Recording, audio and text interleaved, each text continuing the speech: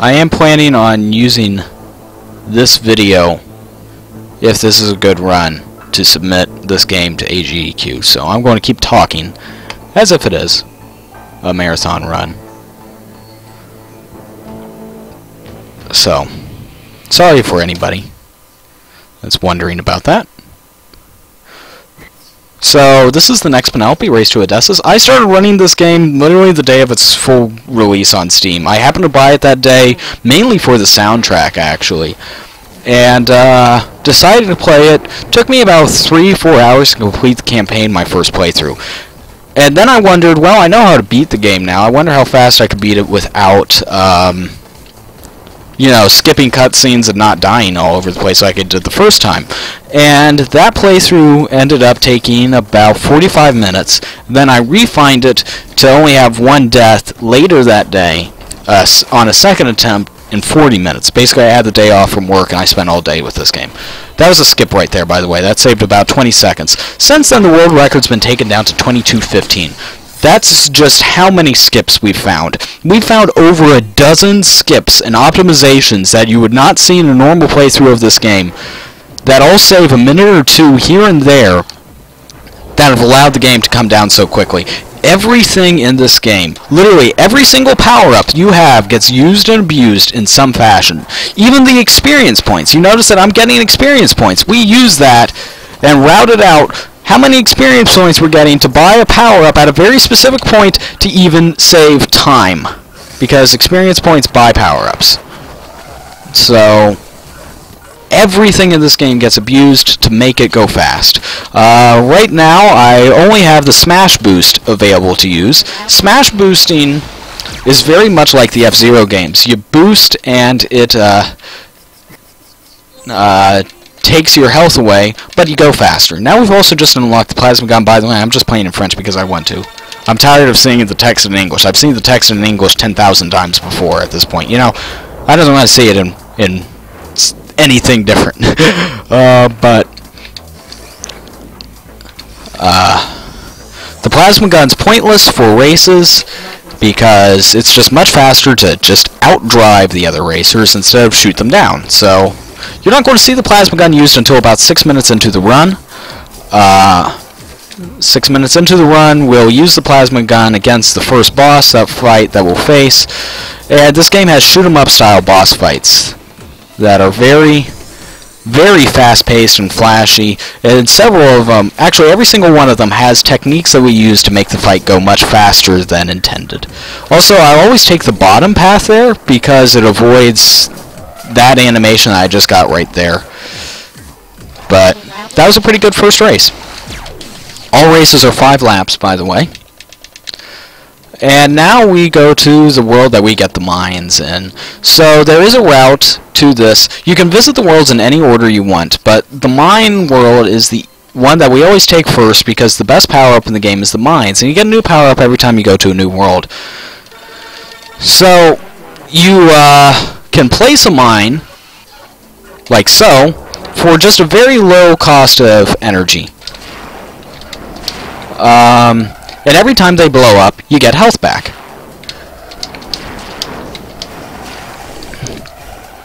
Oh, missed that one. And the point of this level is just get my health back to full. Which I'm doing by driving backwards on the track. That actually is a skip.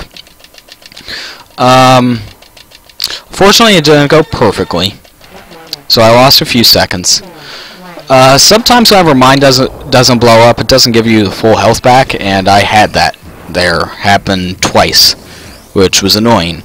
But the point of that mission was to get your health back to 100%. So that's what we did. We got our health back to 100%, and we saved probably 45 seconds by driving backwards. Unfortunately, I wasn't able to get through those rocks fast either because this guy bounced against me early in the race, which lost a little bit of my speed, which meant that I wasn't able to meet that global cycle. Now, the real fun comes. Mining everything. So, whenever a mine explodes, as I mentioned earlier, they blow up for a little bit of energy. and they get us a lot of energy back. So boosting takes a lot of energy to do at the advantage of going fast as we do it, so we place a lot of mines all over the place so that we can just boost all the time, basically, and not have to worry about how much health I have. So see, I almost died a few seconds ago because I was at low health of boosting, and my health immediately went back up to over half, just because 3 mines went off. So that's the power of the mines. However, driving into your own mine does massive amounts of damage to you, so I have to be very, very careful. And I'm actually counting as I'm playing how many mines I've placed and how many explosions I've heard. That way I know if those numbers are different, then I know that a mine didn't go off. I had to dodge it. Like back there, I had a hunch of which mine probably was the one that didn't go off, and I successfully dodged it. Had I ran into it, I would have died. You probably didn't even see it, honestly. I passed by it so fast. You have to be able to use this, though. You have to... It's really a talent that just comes with a lot of play to be able to do that. So here's our first boss fight of the game. It's the tanks. They are very annoying. So, but very fast. That was the tank fight. I used a technique there with the mines to get through that quickly. So I shot them a few times with the plasma guns whenever I wasn't inside the tanks. However, driving inside a tank like that actually does massive amounts of damage to me. So you might be wondering, how did you live then? Because really, it should pretty well kill you instantly. However, you can place mines as fast as you can mash the B button. And if you place a mine inside of a tank, it explodes the frame you lay it. Meaning that I get health back that frame, too. Because I'm sitting on top of the mine, and the animation doesn't have anywhere to go. You just get health instantaneously. So if I can mash quick enough, I can actually not take any damage while driving inside the tank and do massive amounts of damage to it. And also, that was a skip, by the way. This track doesn't have any safety barriers, and it's supposed to kill you if you drive off the edge. However, it turns out that the death animation takes a few frames for it to actually play. So I can drive off the track and drive back on a later point of the track and not die. So I saved probably about 2 minutes right there. And I'm going to save about 2 minutes right here using the exact same technique. It used to be able to do it another time very consistently. However, a patch to this game that I honestly need to remove from this computer has made it almost impossible to do it the last and the next level that works by the same way. So I'm going to lose about 30 seconds to compare to the world record run. Also, even before that, it didn't work consistently on my computer because since you only have a few frames to pull it off, if there's any lag at all as you're attempting the skip, you lose the skip. However, I can still beat this level quicker than normal. The point of it is to get to the front of the pack as fast as possible.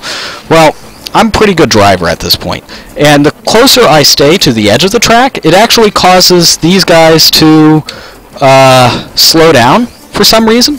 So I can actually get to the boss there about 20 to 30 seconds faster than originally intended. So even though I can't do the skip anymore consistently on my computer, it only loses somewhere between 20 to 30 seconds. And I probably wouldn't go for it in a marathon because even with a good PC, it only works about 1 out of 3 times. And if you miss it up first try, you're going to lose time.